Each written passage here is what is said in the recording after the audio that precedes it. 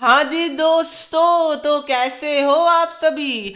प्यारे बच्चों, सीबीएसई की तरफ से टर्म 1 वाले बच्चों के लिए एक और शॉकिंग अपडेट निकल कर आ रहा है और वो ये है कि सीबीएसई ने सेम डे एवोल्यूशन को स्टॉप कर दिया है। यस, यानी कि आपको पता होगा कि जैसे ही आपका एग्जाम खत्म हो रहा था, अराउंड 20 मिनट्स के बाद ही जो आपके स्कूल वाले या फिर जहाँ भी आपका सेंटर पड़ा होगा, उस सेंटर वाले के जो टीचर्स थे वो आपके OMR सीट को सेम डे ही एवेल्यूएट करके सीबीएसई के पोर्टल पे मार्क्स को अपलोड, यानी कि total number of correct answers को अपलोड कर दे रहे थे। ये आपको पता था, बट सीबीएसई ने ये वाले पॉलिसी को स्टॉप कर दिया। क्यों? क्योंकि due to use of unfair means in lots of schools. यानी कि बहुत सारे स्कूल्स में अनफेयर मींस का यूज हो रहा था। मैं आपको 2-3 अनफेयर मींस के बारे में बता देता हूं। सबसे पहला कि सीबीएसई के अनुसार हर हाल में 11-10 AM तक बच्चे को क्वेश्चन पेपर मिल जाना चाहिए, बट बहुत सारे स्कूल में ये वाले रूल को फॉलो नहीं किया जा रहा था। बच्चों के हाथ में जो पेपर है उसको अराउंड 11:30-11:40 PM तक दिया जा रहा था। ऐसा क्यों? क्या जो सीबीएसई ने एक्सटर्नल या फिर जो ऑब्जर्वर भेजा था, क्या वो देख नहीं रहे थे? वो देख रहे थे, बट वो भी इन्वॉल्व थे इस वाले अनफेयर मींस में। अरे भाई, बहुत सारे ऐसे एक्सटर्नल टीचर आए थे, ऑब्जर्वर आए थे, जिन्होंने आपस में बात कर लिया कि चीटिंग हम लोग अलाउ करेंगे, आप हमें ये दे दीजिए। बहुत सारे 2 स्कूल्स के टीचर ने आपस में इंटरचेंज कर लिया और भी बहुत सारे चीज हो रहे थे जो सीबीएसई को पता चल चुका है। तो यस, 11:40 PM में इसलिए पेपर दिया जा रहा था क्योंकि सभी स्कूल्स के पास अराउंड 1:30 PM में आंसर की आ जाता है ऑफिशियल वाला। तो स्कूल वाले क्या कर रहे थे, 1 घंटा बाद सभी बच्चों के क्लास में जाकर आंसर्स को बता दे रहे थे, जो कि टोटली इनकरेक्ट है और ये टोटली मतलब बहुत गलत है, अनफेयर है, जो कि सीबीएसई को पता चल चुका है। दूसरा क्या हो रहा था प्यारे बच्चों, कि बहुत सारे बच्चे क्या कर रहे थे कि स्टार वाले को खाली छोड़ दे रहे थे, या फिर बहुत सारे बच्चे क्या कर रहे थे, सभी जो स्टार वाला है उसमें बस सी लिख दे रहे थे। क्यों? क्योंकि सी को ए बनाया जा सकता है, सी को आपका बी भी बनाया जा सकता है, सी को आपका डी भी बनाया जा सकता है। तो यस, जो स्कूल वाले टीचर थे वो बच्चों को हेल्प कर रहे थे, मे भी कुछ मनी लेकर, मे भी कुछ अदर चीज, मुझे नहीं पता, बट सभी स्कूल में, बहुत सारे स्कूल में अपने अपने तरीके से चीटिंग करवाया जा रहा था, ताकि उस वाले स्कूल का जो रिजल्ट है वो अच्छा आ सके। और ताकि रिजल्ट अच्छा आएगा तभी तो बच्चे उस वाले पार्टिकुलर स्कूल में एडमिशन लेंगे। बट क्या ये सही था? नहीं था। जो बच्चों ने मेहनत करके एग्जाम दिया है उनके साथ तो इनजस्टिस हो रहा था, अनफेयर हो रहा था। और स्कूल वाले अरे 1-2 बता दे चलता है, बट पूरा आके 40 से 45 क्वेश्चन आके छपा के चल जाते हैं।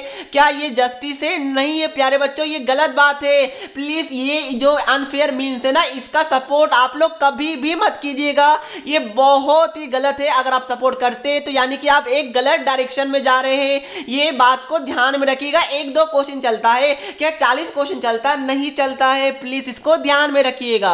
आगे कुछ और इंपॉर्टेंट अपडेट से सीबीएसई ने क्या बोला वो मैं आपको बताता हूं, बट उससे पहले चैनल को सब्सक्राइब कर दीजिए, क्योंकि सारा अपडेट हम आपको सबसे पहले देते हैं। और उससे पहले एक अच्छे स्टडी एप्लीकेशन के बारे में बताना चाहता हूं। 8400 जी हाँ, याद कर लीजिए ये व्हाट्सअप नंबर, क्योंकि अब चाहे आपका मैथ्स का या फिजिक्स केमिस्ट्री बायो का कोई भी डाउट्स हो, अब उसका आंसर मिलेगा आपको अपने व्हाट्सअप पर। बस आपको डाउटनट का 8400 का व्हाट्सअप नंबर अपने मोबाइल में सेव कर लेना है। उसके बाद चैट को ओपन कीजिए, क्वेश्चन का फोटो खींचिए, उसको क्रॉप कीजिए और 5 सेकेंड के अंदर वीडियो सॉल्यूशन मिल जाएगा। क्लास 6 से लेकर 12th IIT mains advance NEET और सीबीएसई और अदर स्टेट बोर्ड के लिए है। तो लेट क्यों कर रहे हो? 8400 पे अपने क्वेश्चन का आंसर इमीडिएटली पाओ। अब ये इंस्ट्रक्शन दिया गया, यह सेंटर सुपरिटेंडेंट्स, यह सीबीएसई ने क्या किया है कि कुछ सभी स्कूल्स में, सभी सेंटर्स में कुछ एक्सटर्नल ऑब्जर्वर को भेजा है। यस, तो उनके हाथ में ये अब छोड़ा गया है। बट वापस से वही बात है कि सीबीएसई ऑब्जर्वर तो बैठा रहा है, बट ऑब्जर्वर क्या सही है, वही तो प्रॉब्लम हो जाता है। जब ऑब्जर्वर ही स्कूल के साथ मिल जाएगा तो कैसे काम चलेगा? तब तो ऑब्वियस सी बात है ना, अनफेयर मीन्स का तो यूज होगा ही होगा।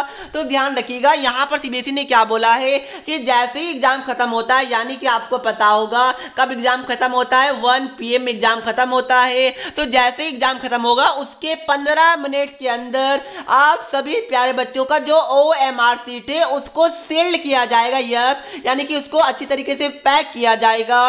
उसके बाद उस पैक के अंदर जितना OMR शीट है उसको लिखा जाएगा। उसके साथ साथ कितना बजे वो वाला बंडल पैक हुआ वो भी लिखा जाएगा, यानी कि टाइमिंग। उसके साथ साथ एक्सटर्नल ऑब्जर्वर का सिग्नेचर भी रहेगा, क्योंकि भाई कुछ कुछ स्कूल में तो टीचर आ ही नहीं रहे एक्सटर्नल वाले, वो तो घर में ही बैठे हुए हैं, मजाक कर रहे, घर में बात हो चुका है ना, इसलिए। तो प्यारे बच्चों ये सभी चीज अब यहाँ पर नहीं होगा, यानी कि अब सीबीएसई ने जो डिसीजन लिया है, ये डिसीजन सीबीएसई को आज से 15 दिन पहले लेना था। अगर लेते तो जो चीटिंग हो चुका था वो चीटिंग अब नहीं होता, अनफेयर मींस का यूज नहीं होता। तो ये एक बहुत ही अच्छी गुड न्यूज, एक बहुत ही बड़ा डिसीजन जो सीबीएसई की तरफ से निकल कर आया है। ये अराउंड आपका 2nd वीक ऑफ दिसंबर में ये चीज निकल कर आया है। ये बात को आप लोग ध्यान में रखिएगा। प्यारे बच्चों आप लोग मुझे कमेंट करके बताइए कि क्या आपके स्कूल में भी अनफेयर मींस का यूज होता है, प्लीज बता दीजिए। कोई स्कूल का नाम मत लिखिएगा, चलेगा, बस लिखिए यस सर मेरे स्कूल में चीटिंग हो रहा था, बहुत सारे स्कूल में नहीं हो रहा था। तो उनको बहुत बहुत थैंक यू कि आप लोग बच्चों का रियल तरीके से एग्जाम ले रहे। अरे 1-2 क्वेश्चन में बच्चे को डाउट है चलता है, बट 40 क्वेश्चन में नहीं चलता है। ये बात को ध्यान में रखिए प्यारे बच्चों, क्योंकि आप लोग ही तो इंडिया के फ्यूचर है, तो ये बात को आप लोग ध्यान में रखिएगा। सो इसका सॉल्यूशन क्या है कि जो अब आप सभी का OMR शीट है उसको सीबीएसई चेक करेंगे खुद से, या सीबीएसई के रीजनल ऑफिस वाले चेक करेंगे। ये बात को ध्यान में रखिएगा। स्पीड पोस्ट के थ्रू एग्जामिनेशन सेंटर्स को रीजनल ऑफिस में वो OMR शीट को भेजना पड़ेगा और रीजनल ऑफिस वाले अब चेक करेंगे बच्चों का OMR शीट को, यानी कि रिजल्ट थोड़ा बहुत आगे डिले हो सकता है, रिजल्ट आएगा नहीं आएगा अभी उसमें भी कंफ्यूजन है, मैंने आपको कल की वीडियो में बताया था। बट हाँ डेफिनेटली ये थोड़ा और टाइम लेगा OMR शीट को चेक होने में। और आपका एक और क्वेश्चन होगा कि सर हमारा एग्जाम तो ऑलरेडी एंड हो चुका था, तो हमारा कॉपी भी चेक हो चुका था, तो उसमें भी कुछ होगा।